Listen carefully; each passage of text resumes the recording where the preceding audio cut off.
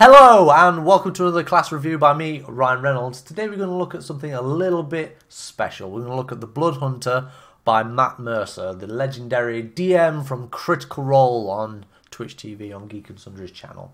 So you can find a lot of the information in the player's handbook to do with your armor and your weapons and the background for the character in this book. The class, however, is on PDF on the Dungeons Masters Guild, which you can find a link somewhere around the box, wherever. I decided to put the webcam video feed for this. I'm just going to chuck this away and get it out of the way. It's quite heavy. You don't need it. So let's jump straight into it, shall we? So we're going to look at the Blood Hunter, which is PDF form. So you can pay as little or as much as you want for this, depending on how generous that you feel. So two things you're going to need for this character. So we're going to look at the Blood Hunter and Order of the Lycan. So the Order of the Lycan is the additional order for the Blood Hunter class. So there are 3 classes for the Blood Hunter. I'm not going to go into those, which you can get with the Blood Hunter PDF.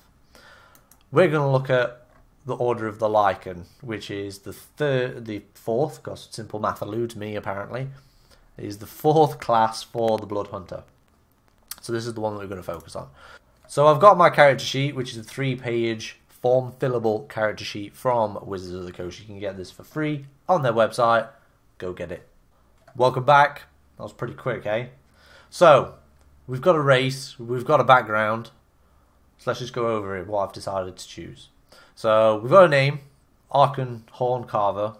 He's a Goliath. He's a pirate. He's chaotic good because pirates technically are chaotic good. And let's have a look at the rest of the information, shall we? So Archon is a typical Goliath. He's weighing in at just under 300 pounds, so he says, and he's 7 foot 4 inches tall. He's 26-ish. He's tanned because he spends a lot of the time on the high sea, and Goliaths are hairless. They don't grow any facial hair, they don't grow any hair on their head, or typically all across their body. So they're like giant babies, to be fair. He has blue eyes, which goes with the whole pirate sort of sailor sort of feel to it. So he gets a +2 in strength, a +1 in constitution when we come to working our ability scores. He's 30 feet, which is pretty standard. So personal traits for Archon is, to me, a tavern brawl is a nice way to get to know a new city, and I never pass up a friendly wager, which kind of go hand to hand. He is a pirate after all. Ideals is freedom. Bonds. Treacherous pirates murdered my captain and crewmates and plundered my ship and left me for dead. Vengeance shall be mine. Flaws. Once someone questions my courage, I never back down, no matter how dangerous the situation. So our hero, Archon Horncarver, the Goliath, is growing up. He was a typical Goliath. When he got to the mid-adolescence, around about 5 or 6, 7 years old, his tribe was wiped out, let's say. So his tribe was wiped out, and through some sort of circumstance, he ended up with this pirate crew and this captain, and he learned the tools of the trade. So the seas that they sailed were basically north of, let's say, Faerun, for the sake of argument. So the North Sea of the Faerun, which is generally cold, especially near the mountains at the top. So they took advantage of his hardiness to do with, he's acclimatized to cold weather. He can, survive in high altitudes up to 20,000 feet. So he's very advantageous to have around, especially in that climate, because he doesn't need to wear that much clothing. He feels very comfortable in that sort of environment. So growing up, he adapted to being a pirate very well. He has a natural affinity to talk with giants if need be, and he's very menacing. So from the background, he gains a proficiency in athletics, and he gains proficiency in perception, which plays later along down the line. He has stone endurance, which as a reaction he can roll a d12, add his con, and he can reduce the total damage that is taken from whatever damage he's taken at that point. He can use that once per short or long rest. He has some items that he gets, and he has a few proficiencies. He has a bad reputation, so no matter where he goes, the people are afraid of him due to his bad reputation, or if they don't know his reputation, just for the fact that he has this general piratey sort of attire and look about him, that they're very off-put by him. So when in a civilized settlement, minor crimes are ignored. So when he kicks a door in, or whether he refuses to pay for food or for sleep or for drinks, he can get away with it to a certain extent, but when he starts to abuse it, there becomes a fine line between civilized people that they'll accept it because they don't want trouble, and it becomes a hindrance to their business, and they will call the authorities on him. So he has a very powerful build. So he's considered one size larger. So all of PCs are considered medium, unless you play a gnome. Obviously they're smaller, so yeah, disclaimer. So he's classed as being large for the sake of the things that he can carry, push, lift and drag, and that capacity is larger. So if you want to work out the math, you can use the player's handbook to work that out if you want. He's mountain born, so as I said before, he's accustomed to 20,000 feet and above, so he can breathe, and he's adapted to that sort of climate, no problem. And he's also naturally adapted to cold climates, which you can look in the Dungeon Master's Guide, book, chapter 5. That has all the information that you need. Don't need the spells because, you know, he's going to be a pirate, and this is a homebrew class that doesn't use, this specific order doesn't use spells. Harken a Horncarver is now a fully fledged Blood Hunter level 3.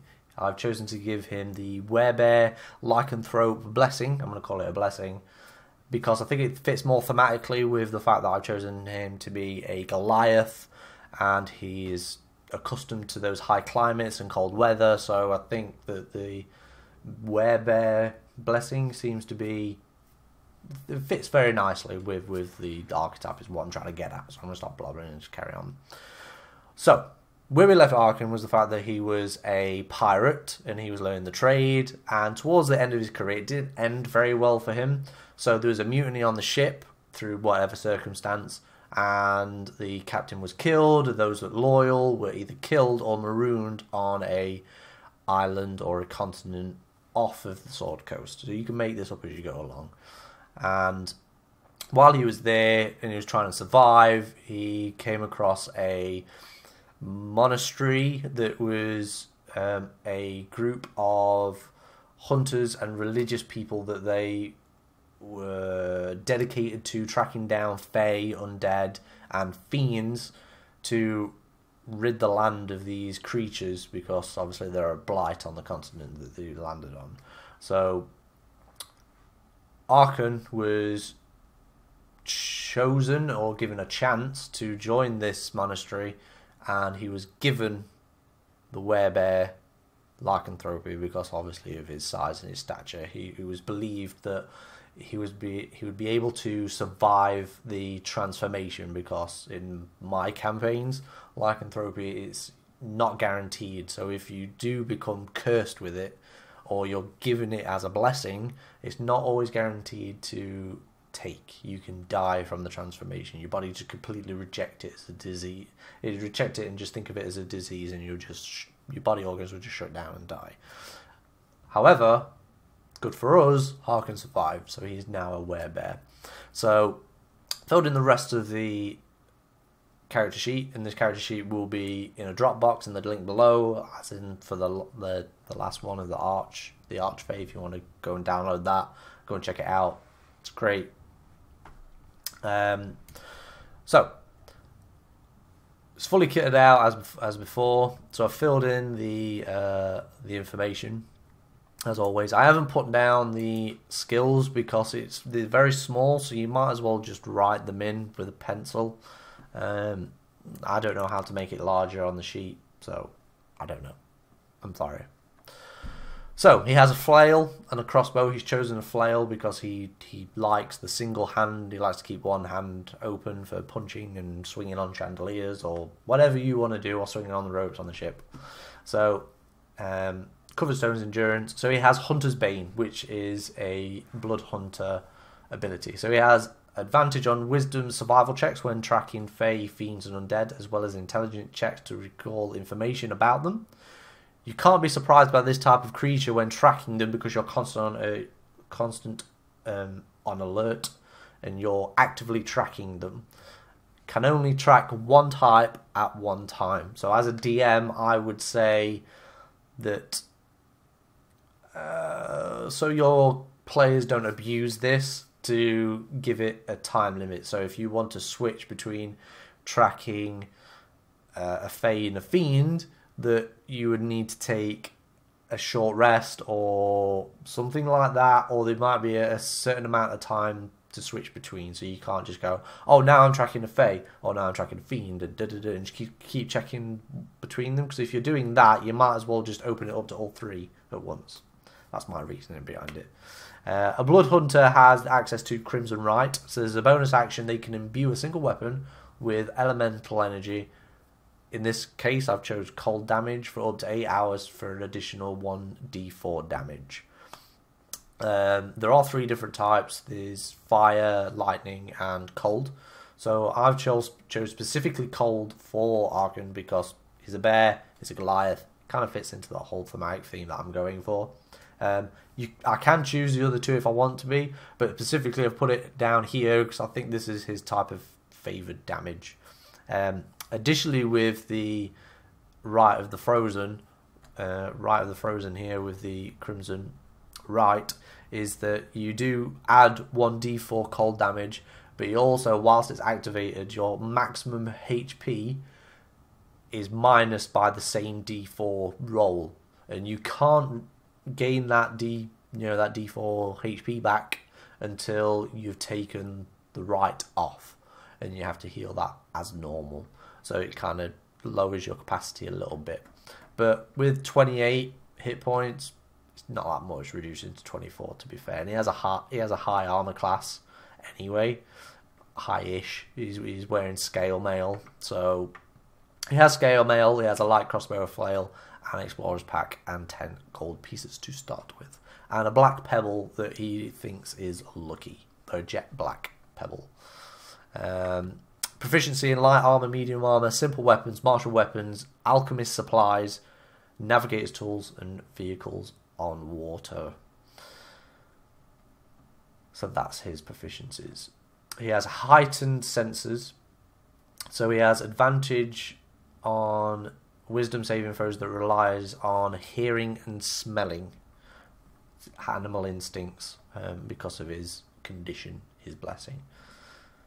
No change on the way that he looks. The transformation didn't change him, so I do apologise if the writing's a bit small. I'll try and enlarge it a little bit, but I had to fit a lot of this information on because I didn't want to put it on the front page.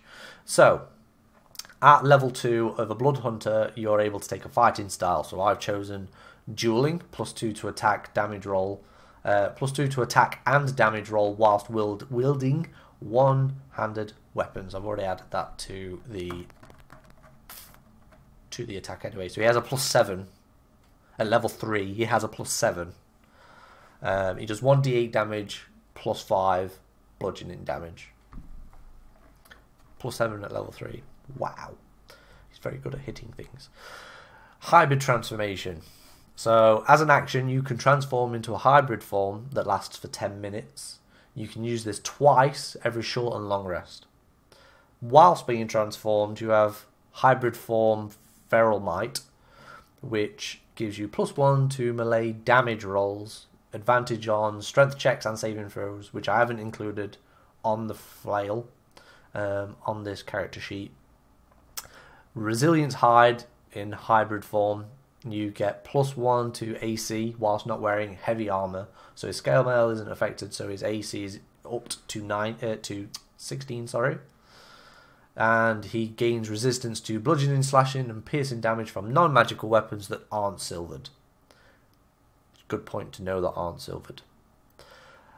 Predatory strikes. Unarmed strikes, or attacks even, are considered magical, and you can make an additional attack as a bonus action for the same +7, and your unarmed attacks are 1d6 slashing damage. Cursed weakness. You are vulnerable to silvered weapons. So if you are hit with a silvered weapons, you're going to take double damage. Sorry, that's the cost of being able to transform into a giant bear. Bloodlust. So, Bloodlust, for the full description, you can check out the Order of the Lycan PDF, because I'm not going to give you everything in this, because it wouldn't be fair to Matt. So, go and check it out, buy it, download it, love it, because it's great. Artwork's great, I love it. So I run this as a valid option for my PCs in my campaigns. So, Bloodlust basically means that after a certain amount of damage, that your feral state kicks in, and by that moniker, you can't distinguish between you can't distinguish between friend and foe. So if you fail that check, you immediately go towards the nearest thing and attack it. It's that simple. Easy peasy, yeah?